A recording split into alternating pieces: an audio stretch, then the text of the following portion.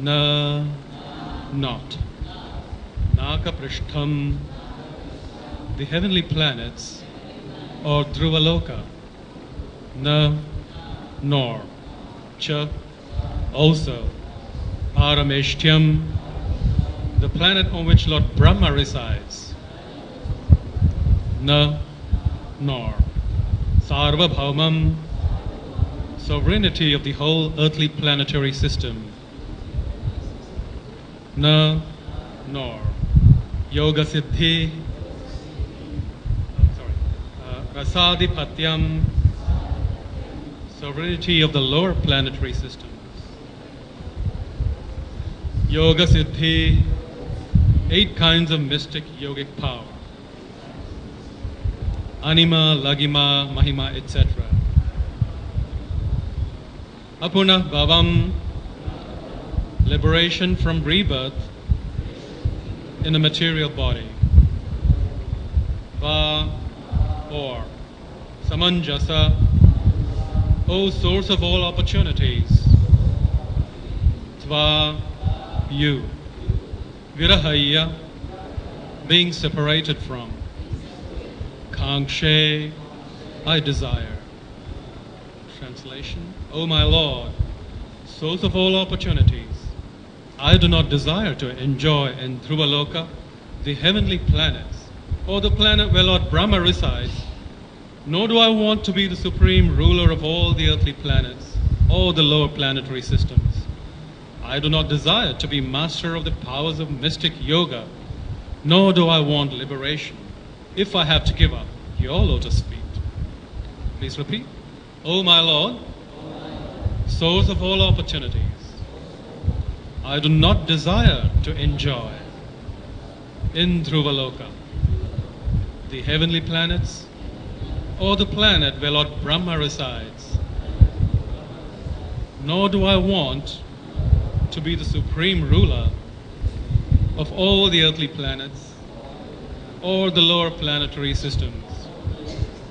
I do not desire to be the master of powers of mystic yoga, nor do I want liberation if I have to give up your lotus feet.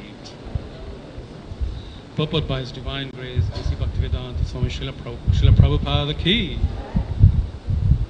A pure devotee never desires to gain material opportunities by rendering transcendental, loving service to the Lord. A pure devotee desires only to engage in loving service to the Lord in the constant association of the Lord and His eternal associates. As stated in the previous verse, Dasanu Daso Bhavitasmi, as confirmed by Narottama Das Thakura, Tandera Charanose Bhakta Sanivasa, Janama Janame Hoy, Ei Abhilash. To serve the Lord and the servants of His servants is the association of devotees. In the association of devotees is the only objective of a pure, unalloyed devotee. Om Jnanantimirandasya Jnananjana Shalakya Chakshurunmilitam Yena Tasmai Shri Gurave Jai Sri Krishna Chaitanya Prabhu Nityananda Shri Advaita Gadadhar Srivasadi Gauravata Hare Krishna Krishna Krishna Hare Hare Hare Rama Rama Rama. O my Lord, source of all opportunities, I do not desire to enjoy in Dhruvaloka, the heavenly planets, or the planet where Lord Brahma resides. Nor do I want to be the supreme ruler of all the earthly planets or the lower planetary systems.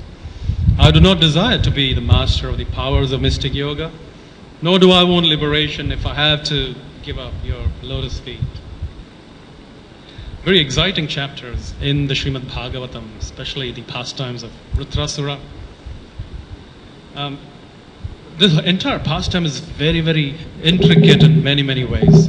This entire pastime is intricate in many ways. So when we try and read it very superficially, we don't really get certain points. But when we read it more deeply, we understand, oh, things are not what they seem. Things are not so as they seem. Because on one hand, we know what the definition of a demon is. mohasha, moga karmana, moha gyata vichetasaha, asurim rakshasim chaiva prakritim mohinim shrita. Krishna says in the Bhagavad Gita. They're completely bewildered, they're completely deluded by desires. Moha karmana, they are completely surrounded by activities. Moha gyata vichetasaha. They are completely hankering for material pursuits. So, these are definitions of Rakshasa, Asurim, Pravritti. Prakritim, Mohinim, Shrita. They are bound by the material rules of energy, the physical laws of nature. It's very interesting. So, superficially, when we read that, we see, oh, Vritrasura is quite different. He doesn't seem to be fitting into this particular category. It's quite evident that there's one Asura on one side, and there are the demigods on one side, and there's Indra. And it's quite obvious that Indra has been sanctioned by the Supreme Personality of Godhead to become the annihilator of Vritrasura. So things seem to be very clear, very, clean. But as we delve into the Srimad Bhagavatam, we understand, no, things are not so clear. There is a bit more deeper understanding in here, because this particular personality, Vritrasura, he seems to be extraordinary. He doesn't seem to be fitting into this category of an Asura. He doesn't seem to have that Asuric pravritti. And as we move along, we understand why. So, I mentioned Prakritim Mohinim Shrita, that these demons, one of the qualifications of the demons is that they are completely subjugated, and they work under the modes of the physical laws of nature.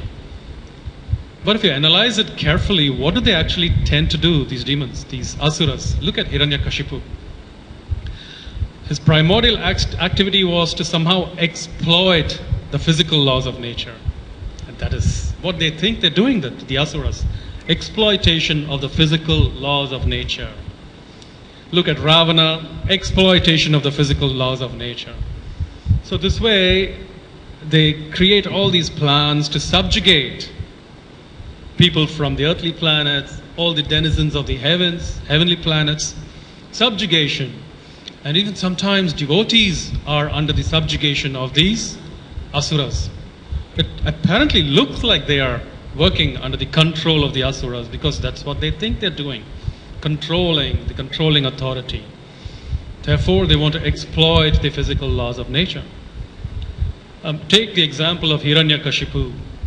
What a powerful demon. Sometimes I think he's one of my favorite asuras, because he's so powerful, and his pastimes are so amazing, in the sense we get to see Lord Nrsimhadeva's very, very unique, appearance. And this Hiranyakashipu was so extraordinary, so extraordinary. Just imagine his older brother, he was fighting Lord Varahadev, and he was able to completely submerge the entire, planetary system down into the causal ocean. So powerful. So you can imagine his brother Hiranyakashipu, how powerful he must have been. But then he comes under the same category of exploiting the physical laws of nature. And so, great personalities, devotees like Narada Muni, they would come and pay attendance to him every day. So one may ask, all these demonic personalities, how can they subjugate devotees? How can they even control devotees? But it's explained in Shastra that the devotees are actually not controlled by the asuras. They act as if they are being controlled, and they come and associate with these asuras so that they can time and again offend them, again and again and again, so that quickly Krishna can come and completely smash them. So that's why these asuras apparently look like they're controlling devotees like Narada Muni. I remember mentioning this pastime of Narada Muni in the Bhagavad Gita class about last year, I think, here at the same place, where Narada Muni would visit Hiranyakashipu regularly to give his attendance, because Hiranyakashipu had conquered all the three universes, Bhu, Bhuva, Svargaloka, all three. And he was the Rajadipati, complete conqueror of all worlds. And Narada Muni would come and pay his attendance and say, give some glorifications. and say, how are you? How are you doing? My dear conqueror of all three universes. And Hiranyakashipu would say, no, I'm not so happy. Why? Because my son Prahlad, he is worshipping my enemy. He's always saying Narayana is the supreme absolute authority, whereas I am the supreme absolute authority. So Narada Muni said, well, he's right in one way, he's right. And Hiranyakashipu got angry. What? How dare you, Narada Muni? How can you say he's right?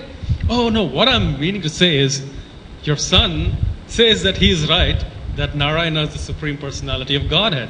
So like that, they would have these interactions. And one day the interaction got pretty heavy, because Narada Muni insisted that the supreme absolute truth is Narayana himself. So Hiranyakashipu, please take the shelter of Narayana. Your son is absolutely right. And Hiranyakashipu got so angry that he took out his sword. It was the same sword that he received from his predecessors, because during the churning of the ocean, one of the things that came out from the ocean was the sword, Chandrahasa. It was a very mystical potency the sword had. You take the sword, think of the enemy, and then just aim it at that enemy. So whichever corner of the universe that personality is located in, this sword would go, chop that person's head off. It will come back, dip itself in the Ganges, and then come back to the owner of that sword. So he had this Chandrahasa sword, very mystical. And so he decided, Narada, don't you have any, intelligence? Do you want to cut your life so short? Narada said, I'm not afraid of death. Why are you not afraid of death? Now you will be. And then Hiranyakashipu, he threw the sword on Narada Muni. Unfortunately, he did not understand that Narada Muni did not have a material body. It was a spiritual body. So what is that verse in the Bhagavad Gita? The sword the spirit soul cannot be cut by sharp weapons like a sword. And so the sword simply passed Narada Muni without damaging him.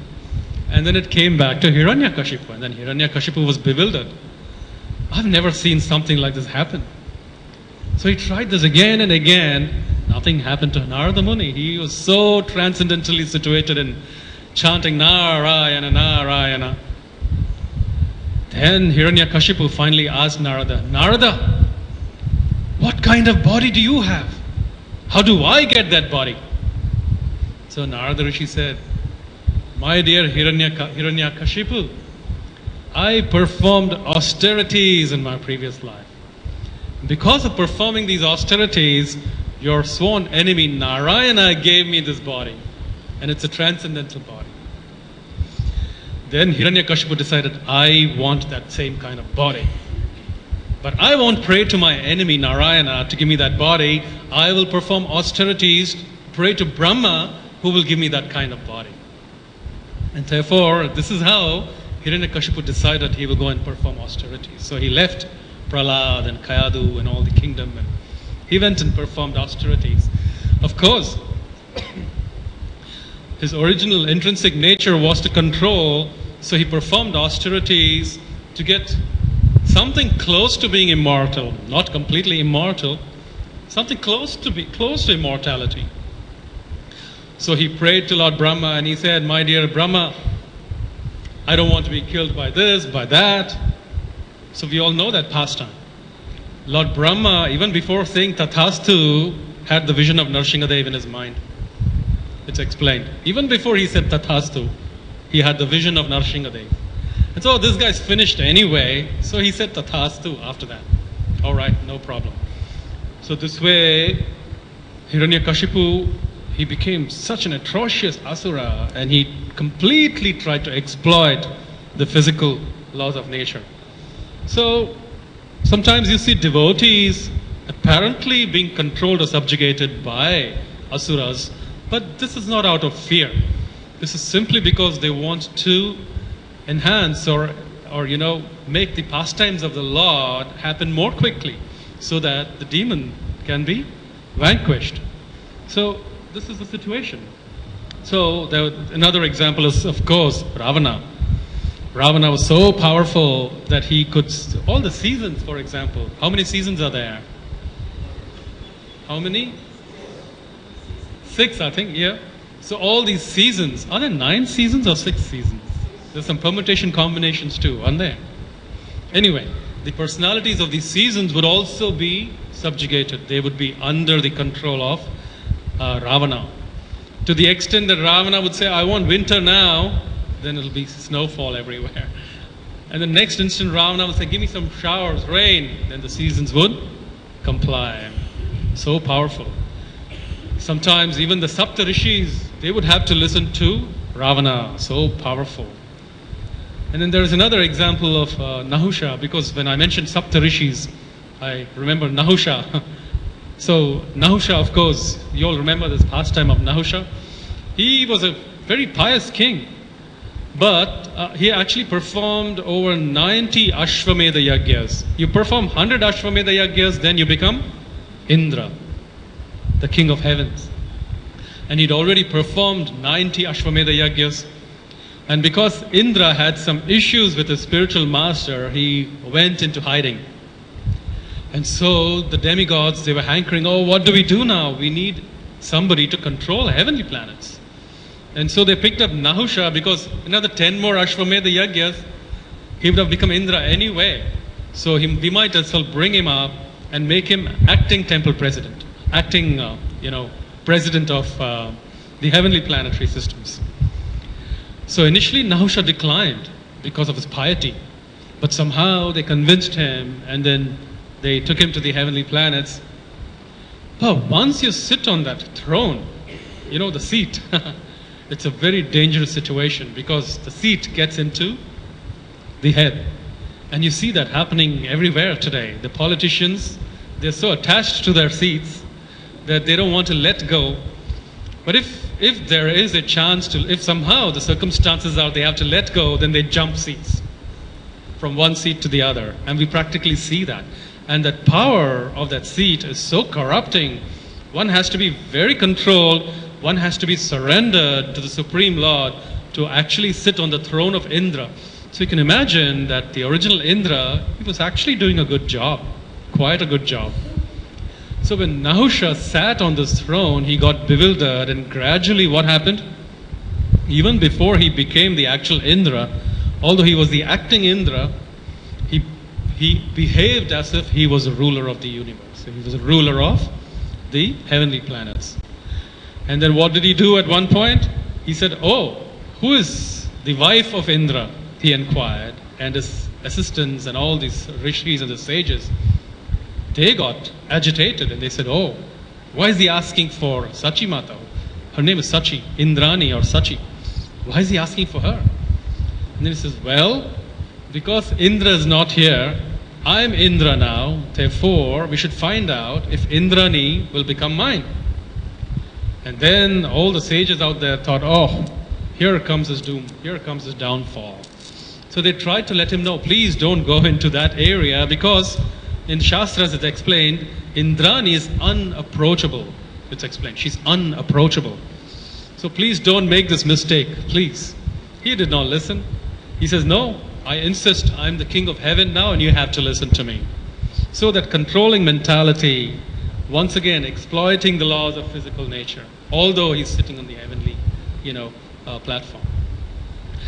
Then what happened, of course, we all know that somehow the Sapta Rishis, as I was mentioning, they gave some advice to Sachi, to Indrani, that you send him a letter to Nahusha, saying that as long as the Sapta Rishis bear the palanquin with Nahusha seated within, and then you come to me, then I will marry you. And so because of this controlling authoritative mentality, he demanded that the Sapta Rishis come. Of course, it was all pre-planned by the sanction of the Supreme Lord, that one of the strongest rishis, but the shortest of them all, Agastya, would bear one side of the palanquin, and all the other rishis would bear the other sides of the palanquin. So this way, Nahusha, he was very disturbed because of the angle of the palanquin, plus because Agastya was walking so slowly, he was furthermore disturbed. And so he actually kicked Agastya, stating, Sarpa, Sarpa, walk fast, walk fast. Agastya, he's quite a character. Although he's very short, he's so potent and so powerful that if you read his pastimes, he swallowed an entire ocean at one point of time just to, bring out the asuras who were hiding in there. Who were they? Kaikayas or Kalanemi asuras or something like that. Kekayas. So powerful. In fact, Lord Shiva instructed Agastya at one point of time and gave him the Tamil language in South India. Actually, Shiva invented the language and offered it to Agastya, the Tamil language. It's considered the second oldest language after Sanskrit, because in Kailash, apparently Lord Shiva speaks in Tamil. So it's a very old language. And Agastya then propagated this language around the entire South Indian belt of Tamil Nadu. So this personality, he got angry. He looked at this big king and he said, oh, once more you're trying to exploit the physical laws of nature. So better you be controlled by that physical law. You become immediately a serpent, a snake. Sarpo bhava. Punar sarpo bhava. He became a huge reticulated constrictive python that was so huge. And he fell down in the Himalayan region, the mountains. And of course, we know that after many other generations, Nahusha was the great-great-great-great-grandfather of Maharaj Yudhishthira. So he had to stay in the mountains for that long in that serpent body until Bhima came and somehow he got liberated. So this way we understand that the problem with these asuras is they do not understand that material nature or prakriti is not under their control. It can only be under the control of one personality. And who is that? Krishna. Only Krishna can control prakriti. What does he say? Maya adhyakshena prakritim suyate sa characharam. Under my jurisdiction, Krishna says, under my control, the entire prakriti or the material energy works. So how can anybody, come and think that, oh, I can exploit the physical laws of nature because I am the controller of prakriti from now on? It's impossible. It's just impossible. So Krishna sometimes allows these personalities to think like that, and he plays around with them a little bit. I mean, it's quite easy, For example, I'm picking up this karatal from this point to this point. I'm picking it up right now, as you can see. So I think that I'm controlling this karatal right now because I've picked it up from place A to place B. But unknown to me, I'm already under the jurisdiction of material energy because my bones that you see here, they are aligned in a particular way. I cannot bend my bones in a particular, in a very odd way and then try and pick it up. There's only one way I can pick it up. My bones move in this particular angle. My fingers are moving in a particular angle. I'm able to pick it up and it comes back in this particular angle. I can't do it any other way because I'm constricted by prakriti, by the rules of material energy in this state. So this is the case with all living entities, So at least people like Hiranyakashipu, they at least agreed, to scenarios like, okay, every planetary system in this, creation is completely filled with living entities. They're all populated. This big Hiranyakashipu, he at least knew that. The entire universal manifestation, all these planetary systems are actually populated by living entities. What about modern day Hiranyakashipus though? They don't consider like that. They think somehow, by chance, we had a big bang and somehow because of these molecular aspects, somehow because of freak of nature or an accident, this earthly planetary system came about, and by chance some molecular integration happened in the waters and some evolution happened and some monkeys appeared, and from those monkeys some men appeared, and all by chance. And therefore all the other planets are full of dust. They are not populated, but only this particular planet by fluke is populated. This is what the modern day Hiranyakashipus proclaim. So this is very strange, and I was thinking, oh, this is like saying that I have a nice apple, which is the only apple which is the best apple in the world. All the other apples in the market are rotten apples. I mean, it kind of reminds me of something like that. My apple is the best. All the other apples in the world, in the marketplace, are rotten apples. So this is how modern day Hiranyakashipus think. So somehow or other they send spaceships to the moon planet, and they say, okay, now we've conquered the moon, because they've managed to put up some kind of a flag there. They've managed to put some footprints out there. They've managed to collect some rock particles from there and come back. After spending so-called billions of dollars, we don't even know whether they actually went to the moon planet. I'm talking about planets because this verse specifically mentions some planetary systems. And there's a reason for that. So they go to these big planetary systems, or so-called planetary systems, and they say, we've conquered the moon at last.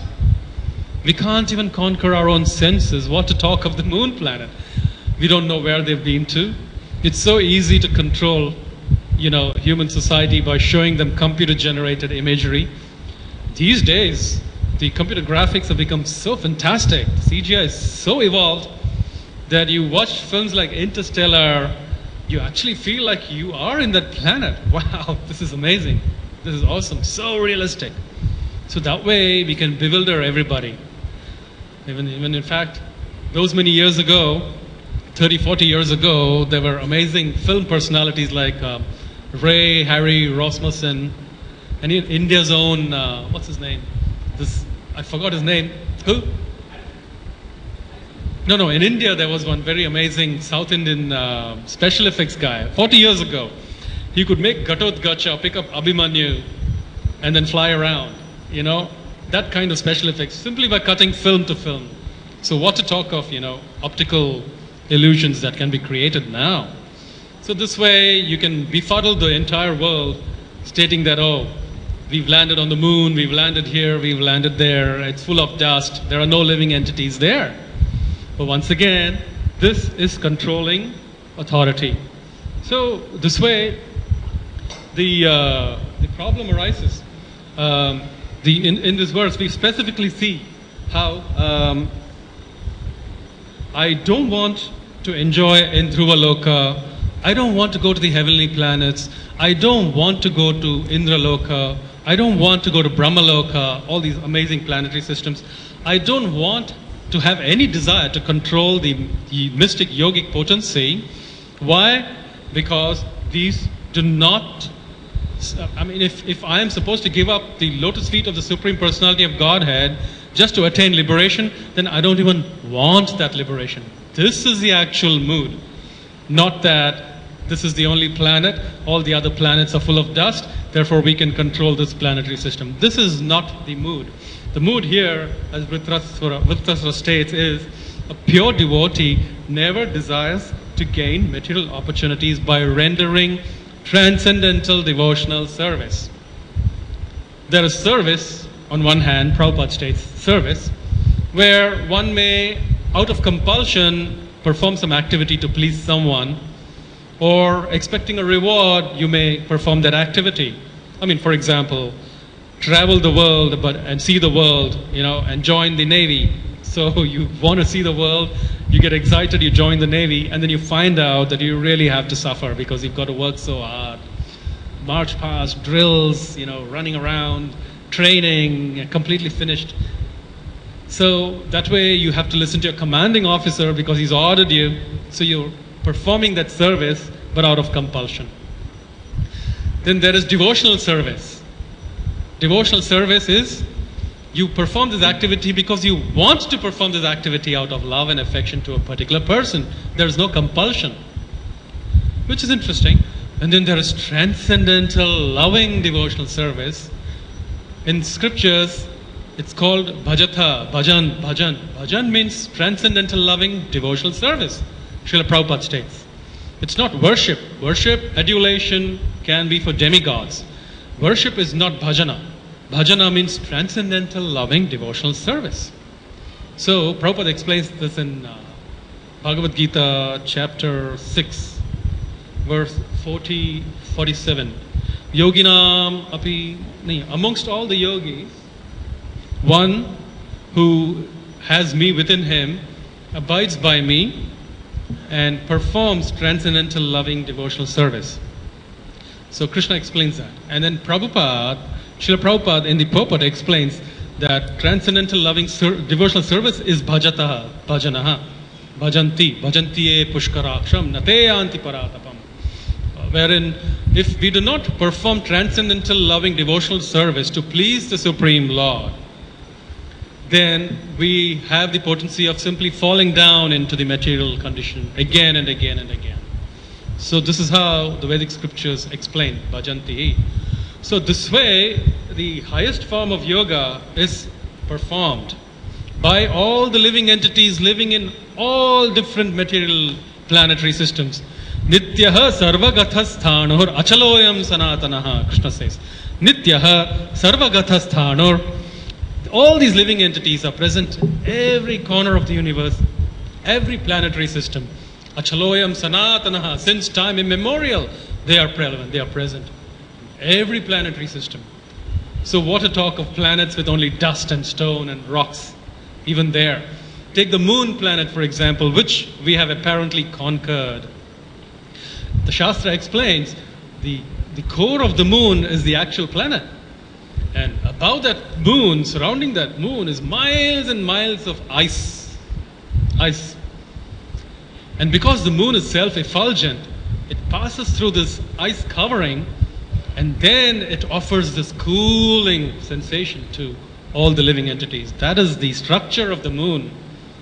And these people are saying that we went to the moon. So, Nityaha Sarvagata Sthanor. Carl Sagan, there was a program called Cosmos, where Carl Sagan, the adventurer, he and his team, they put on suits, which were rubber suits, and they had to inflate it with warm air and plug it, because they were going to go to that portion of the ocean, the Atlantic, where the temperature was minus 200 degrees centigrade, minus 200. So, artificially, this way, keeping themselves warm, they went up to this position of minus 200. And what did they see? They saw plant life out there, and they were completely amazed. And you can practically see this in that documentary. Plant life. Nitya Sarvagata Sthanor, Krishna says, even in the minus 200 degrees, there are living entities. So what to talk of living entities in a fiery body, in the sun planet, or in a watery body, in a watery planet. So living entities are present everywhere, every situation. Nitya Sarvagata Sthanor. So this we have to understand. So, this way, Krishna is giving us instructions that we are not the controller of the material energy. We simply think that we are exploiting the physical laws of nature. Therefore, true devotional service means we should not consider enjoying these upper planetary systems, like Vritrasura here is very specifically mentioning. I am not interested in these planetary systems. I'm simply interested in engaging in devotional service to the Supreme Personality of Godhead. So that is not Asuric Pravriti, that is Daivik Prakriti. So that's very fantastic. In Asura body, you have a personality who is a pure devotee of the Supreme Personality of Godhead. Indra is slightly bewildered looking at all this. At one instance, you see where Vritrasura, he actually beats up Airavata. And then Airavata is flung away, about 12 yojanas away. And then Indra is completely bewildered. How did this happen? Somehow Indra touches Airavata so that Airavata can regain consciousness. The elephant can regain consciousness because Indra has that potency in him. Cooling hands of Indra can actually cure. And then Vritrasura comes and says, my dear Indra, look, you have with you the thunderbolt that Dadichi gave you.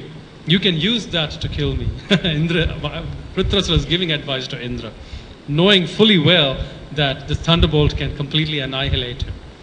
So, but then again, this is all sanctioned by the Supreme Personality of Godhead. So this verse simply states that we have to simply surrender to the Supreme Personality of Godhead without taking any consideration of achieving liberation or going to heavenly planetary systems, without having any of those worries. We simply surrender and chant the holy names of the Lord. Hare Krishna, Krishna Krishna, Hare Hare, Hare Rama, Rama Rama, Hare Hare. That is the essence of our Vedic life. That is what Srila Prabhupada has given us so wonderfully. Thank you. Hare Krishna. So if you have any questions, if you have any suggestions and comments, please. Can you please? The 6 seasons. Maybe I may need some help out here. I think there are permutation combinations of these seasons which are considered seasons as well, and there are personalities of these seasons. It may be 9 if I'm not wrong. 9, not 6. I'm sorry, I don't know the complete names. I've heard this, I've read it somewhere as well, but I don't know intricately the names of the seasons.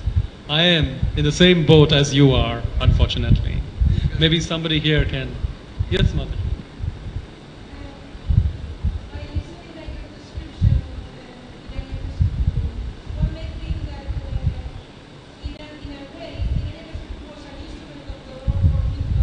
Of course, yes.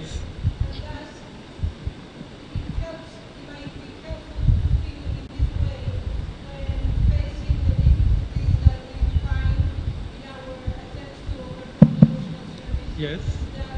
These persons or these devotees who supposedly they are causing me trouble, they are actually the Lord's instruments. Absolutely, it's a very good point actually, and that's how it works. The aspect that Narada Muni or some of these devotees who are being harassed by Hiranyakashipu and being controlled by them, they're actually not being controlled. They are simply pushing the arrival of the Supreme Lord. So similarly, if we feel that we are being harassed by, our peers, etc., we just have to simply think that somehow this is also sanctioned by the Supreme Personality of Godhead for our own motivation, for our own progress in devotional service. I think it's a good way of looking at it, definitely. Any other question? Yes, Prabhu. Nice to see you, and Mataji as well. Please welcome to Mayapur, all the way from New Zealand. Hare Krishna. Hare Krishna, Prabhu. Hare Krishna. Thank you for a nice class, Prabhu.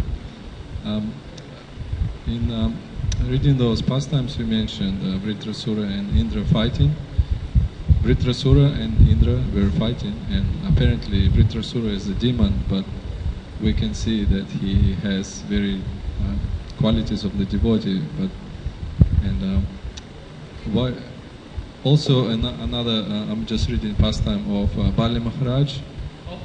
Of Bali Maharaj. Maharaj, yes. When he is just about to go to fight the demigods, and then Prahlad Maharaj comes and his grandfather comes, yes, and he gives him a garland.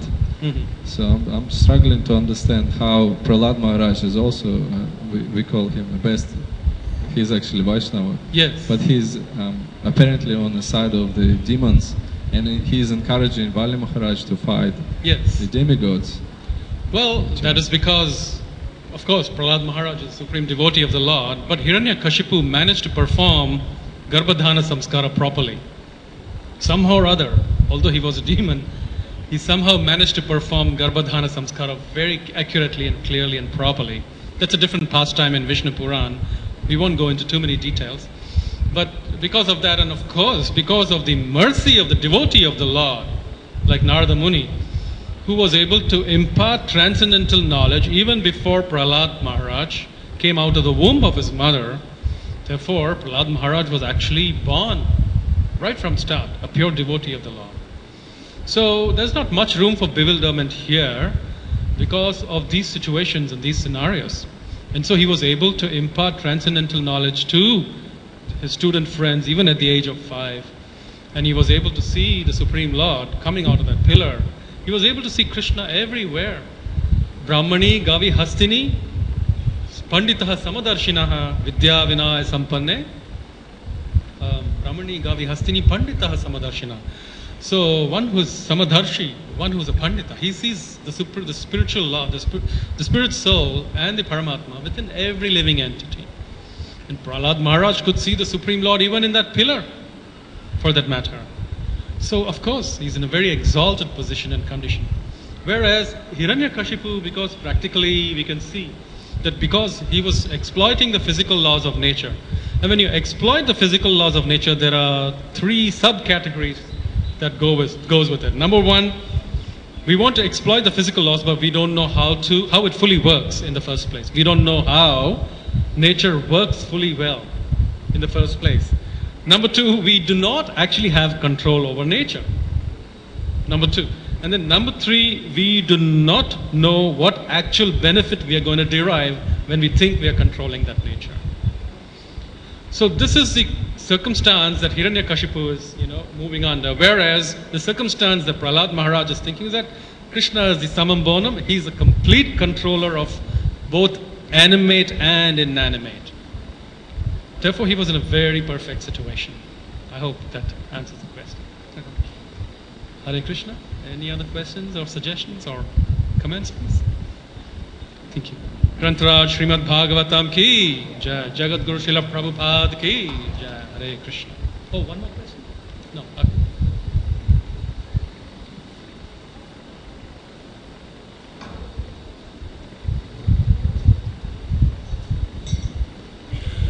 Yes, Mataji.